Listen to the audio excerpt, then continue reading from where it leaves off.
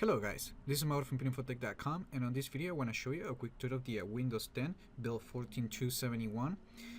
This build doesn't have a tons of new features and changes, but there is a few bug fixes and some new visual changes that I want to show you. Alright, so let's dive into the new changes. So we can see right now, if we go to the settings app and then we go to system, now we're going to find a new taskbar section that allows us to configure some aspect of the taskbar. So now we can lock the taskbar or just use the auto hide. As you can see right now that it worked right there. I mean, disable that and enable, as you can see right there.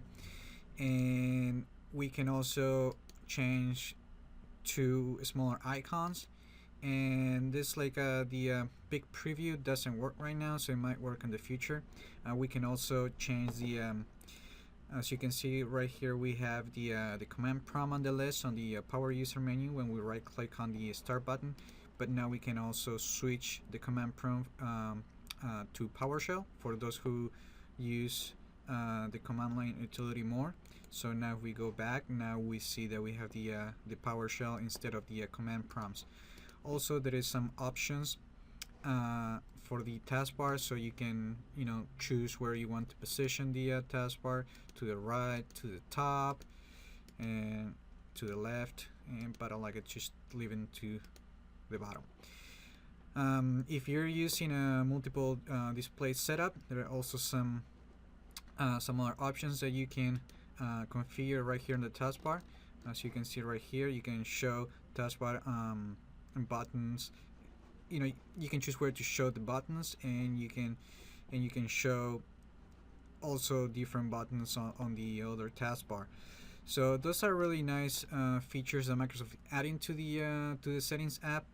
But if you remember from previous version of the operating system, we can find those same options when we go to properties, when we right click the taskbar and we go to properties. And as you can see right here on the taskbar tab, we have the same options.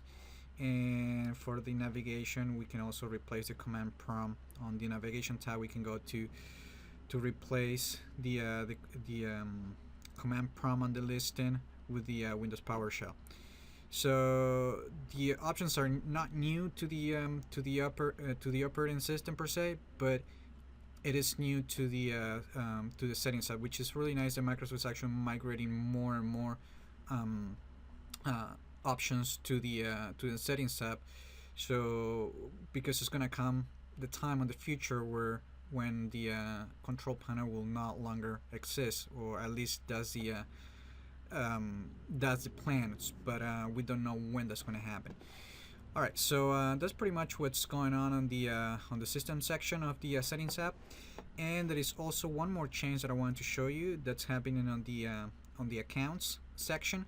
When we go to accounts, now we have two sections, two new sections. We got the your info and the emails and app accounts. Before, these two were on the same place on your accounts. I think it was named, actually it was named the your email and accounts on Windows 10 version 15.11, but now Microsoft is dividing these two sections, and now we have your info and email and app accounts. So when you come here, you can add your different services for email, calendar, contacts, and then when you open, for example, mail, that automatically, instead of asking you for the accounts, you can the app can look into these sections to get those your accounts, so it can populate and bring you all your emails, calendar, and contacts. And your info, that's the place where you can go and change your photo profile and change some aspects of your user account. So that's pretty much the visual changes going on the on this build of the operating system. But there is a few new tricks also that I want to show you. Now if you go to a media player app, like for example the group music app, and then you hover over the app when it's running, now you can see updated controllers to control, to play, go backwards, or just choose another song. And Microsoft updated display buttons so they look better on high resolution displays, which is it's a small tweak, but that's a good tweak. Um, Also, there is one more thing going on, and that's happening on the notification area. Let me see if this works right now. Now, Microsoft is changing how you can click the header for a specific app or section. Now, before you needed to right-click the name, or you'll be able to like click the close buttons to perform an action. But now you can actually click anywhere, supposedly anywhere. Like if you go like above the name, you won't be able to get the options when you right click. But right now you just go to just a little bit to the left, and you can actually right click and get some options that are available for that particular app notification.